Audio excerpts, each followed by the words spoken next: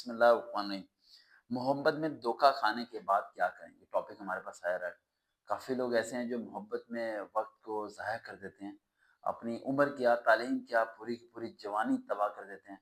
कुछ लोग नशे में लग जाते हैं, कुछ लोग घर से भागी हो जाते हैं। कुछ लोग अपनी आधी नहीं बल्कि पूरी की पूरी ज़िंदगी एक गम में मुब्तला होके गुज़ार देते हैं। आखिर ये मोहब्बत में जब धोखा मिले तो क्या करना चाहिए? पहली बात है कि बहुत ज़्यादा लोग ऐसे ही ये सोचते हैं कि सच्ची मोहब्बत उसी को कहते हैं जहाँ पर धोखा मिलता है, जहाँ प्यार नहीं मिलता। मैं इस चीज़ को नहीं मानता।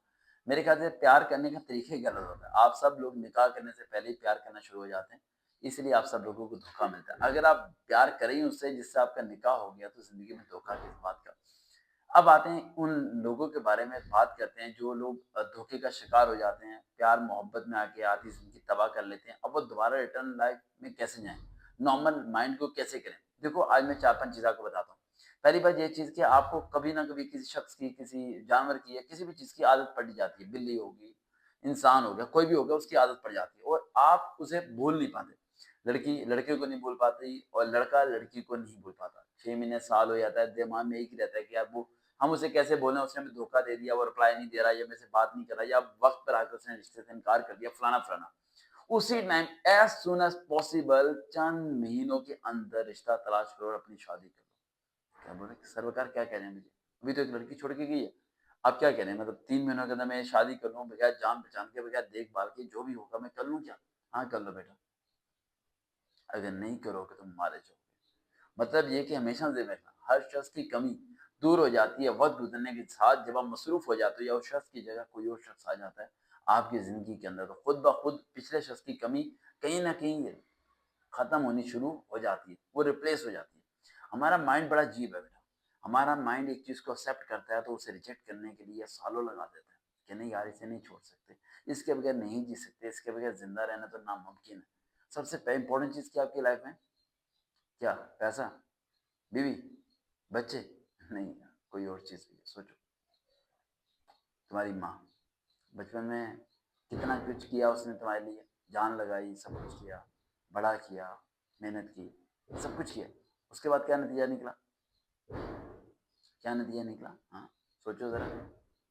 माँ दुनिया से चली गई, जब तुम जवान हो चुके थे, कमाने के काबिल हो चुके थे। तो माँ चली गई तो तुम्हें क्या लगता था ज़िंदगी में? माँ के बगैर ज़िंदा नहीं रह पाओगे, मर जाओगे, कब्र पे जाके सो जाओगे। क्या कब्र में जाके सोए? क्या भूखे सोते हो? खाना खा के सोते हो? क्या मुस्कुराते नहीं हो? मुस्कुराते हो, हँसते हो, खेलते हो, सब कुछ करते हो। जब माँ के बगैर ज़िंदा रहना शुरू कर सकते हो, तो क्या उस लड़की के बगैर या लड़के के बगैर ज़िंदा रहना नहीं शुरू कर सकते? क्या चंद लोगों के बगैर तुम ज़िंदा रह ही नहीं सकते? तुम उसके गम को सोच-सोच के मर जाओगे और उसे ये बात साबित हो जाएगी कि तुम उसके मोहताज हो और तुम जब मोहताज बन जाते हो, तुम गुलाम बन जाते हो। तुम अपने दिमाग में एक बात क्यों नहीं सोचते थे निकाह से पहले सब कुछ हो तो गलत है, निकाह के बाद वो सब कुछ ठीक है। अगर निकाह के बाद एक लड़की के बगैर आप नहीं रह पा रहे जो कि आपके निकाह में है तो बहुत अच्छी बात है। नहीं रहना चाहिए उसके बगैर, उसे राज़ी करना चाहिए, उसकी उसे रिक्वेस्ट करो, सॉरी बोलो, जो मर्ज़ी करो, उसे दोबारा अपने घर में लेके आओ, अपनी लाइफ़ में जोड़ो क्योंकि वो निकाह के साथ तुम्हारे साथ बंधी हुई है। उन लोगों को राज़ी किया करो जो तुम्हारे साथ बन जाते हैं। बाकी वो लोग जिनके साथ निकाह होना, नहीं होना एक्सपेक्टेड होता है और 6 महीना, 7 महीना आप ऐसे में बातें करे जा रहे हो, रिश्तेदारी अपनी तरह से बनाई जा रहे हो कि मैं उसके बगैर रहूँगी नहीं और मेरे से प्यार हो गया, ये हो गया, वो हो गया, वो एक्सपेक्टेड है।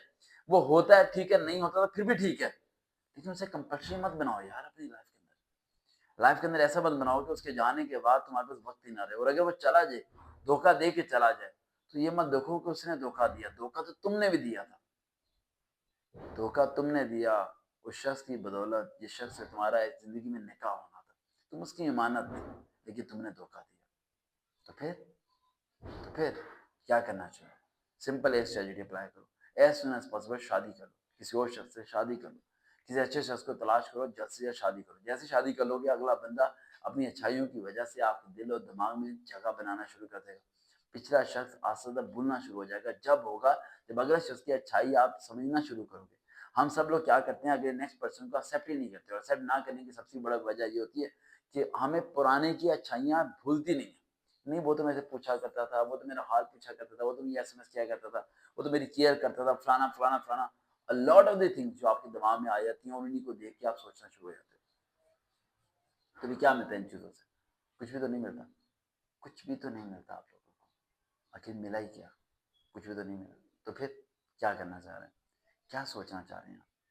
जो मैं समझाना चाह रहा हूँ उसे समझें आप लोग। रिप्लेसमेंट, जगह की जगह दूसरे बंदे को जगह देना शुरू करें। अगर एक शख्स दुनिया में चला जाता है आपके पास से, धोखा दे के चला जाता है, तो उसके दुःख में 6 महीने, साल ज़ाया मत करें। फटाफट उसकी जगह किसी और बंदे को अरेंज करें, जिससे आप निकाह करें। उस तरह की लव स्टोरी बातें मत करें, उस तरह के प्यार मोहब्बत के चक्कर में मत पड़ें। और यकीन मानो, अक्सर आप इर्द-गिर्द के लोगों में देखते होंगे कि पसंद हो या नापसंद हो, सब कुछ चलता रहता है। बच्चे भी हो जाते हैं, लाइफ भी सेटल हो जाती है, सब हो जाता है, लेकिन वो बताए आपके ब्रेन के ऊपर कि आप उसे एक्सेप्ट करते हो या नहीं करते। अब मेरे मैक्सिमम लोग शादी के बाद भी पुराने प्यार को याद रखने की कोशिश करते हैं, जो कि सरासर गलत है। कि बस जिससे निकाह हो गया, जिससे शादी होगी आपकी, बस वही अब सब कुछ आपका है। उसके बारे में सोचें, उसके बारे में अच्छाई सोचें। पिछले जो गुजर गए अच्छे ही थे, लेकिन याद करने का फ़ायदा नहीं है। इससे क्या होगा, अगर पिछले वालों को याद करोगे, तो अभी की ज़िंदगी है वो तबाह कर दोगे। आपके पास, आपके करीब जो भी शख्स है, लड़की है, लड़का है, जो भी निकाह में है, आप क्या करोगे, उसकी बुराइयाँ आपके सामने वाज़ेह होनी शुरू हो जाएँगी। अच्छाइयाँ आपको नज़र ही नहीं आएँगी और आपको उससे नफ़रत होनी शुरू हो जाएगी, और यही रास्ता आपको ले जाएगा तलाक तक। और दिमाग में यही बात आएगी, तलाक लेके दोबारा उसी के पास चले जाऊँ जिससे मैं प्यार करती थी या करता था। यकीन मानो, अगर उससे प्यार हो जाता ना, वो 3 दिन बाद तुम्हें धक्के देके घर से बाहर निकाल देता। तो फिर क्या करते? फिर क्या करते तुम? फिर कुछ भी नहीं होता तुम्हारे पास। तो भाई, अगर प्यार में धोखा मिला तो हाथ की नसें मत काटो, ज़िंदा रहो, जीना सीख जाओगे। माँ दुनिया से जाती है, क्या करते हो? रोते हो, तड़पते हो, फिर क्या होता है? हफ्ते बाद मुस्कुराना शुरू कर देते हो। इसी तरह जब लड़की छोड़ के जाती है, तड़प होती है, उलझन होती है, तकलीफ होती है, जिस्म में मिर्चें लगती हैं, वो अजीब-सी उलझन होती है। ऐसी कैफियत होती है जैसे मछली पानी से बाहर निकाल के रख दो, तड़पती है, वैसी कैफियत होती है। कुछ लोग तो गोली मारने की कोशिश करते हैं, कुछ सुसाइड करने की, कुछ हाथ की नस काटने की। उस टाइम पे सिर्फ मेरी एक ही बात ज़हन में रखना कि ज़िंदा रहना आप सिर्फ 1 महीने तक। कुछ लोग 10 दिन के बाद सही होते हैं, कुछ 20 दिन के बाद, कुछ महीने बाद, और कुछ सालों बाद सही होते हैं। या आप लोगों पे डिपेंड करता है कि आप कब सही होगे। इस ब्रेन को कंट्रोल करना शुरू करो। किसी न किसी एक्टिविटी में दिमाग लगाओ, कोई ना कोई हॉबी तलाश करो जिसमें 24 घंटे तुम मसरूफ रहो। तुम्हारे पास वक्त नहीं होना चाहिए अपनी परेशानी के लिए, परेशान होने का वक्त नहीं होना चाहिए। मैं लाइफ में यही करता हूँ, मेरी लाइफ बहुत बिजी है, इतनी बिजी है कि जो पता नहीं कितने साल हो गए ख्वाब नहीं आया कभी। मैं जहाँ गिरता हूँ मजदूर की तरह सो जाता हूँ। मैंने अपनी लाइफ को इतना मसरूफ कर दिया कि अगर मेरी लाइफ में परेशानी भी आ जाए, तो मैं अपनी लाइफ की परेशानी को के लिए, परेशान होने के लिए वक्त नहीं है। मेरे पास इतना वक्त नहीं है कि अपनी लाइफ की परेशानी के लिए परेशान हो सकूं।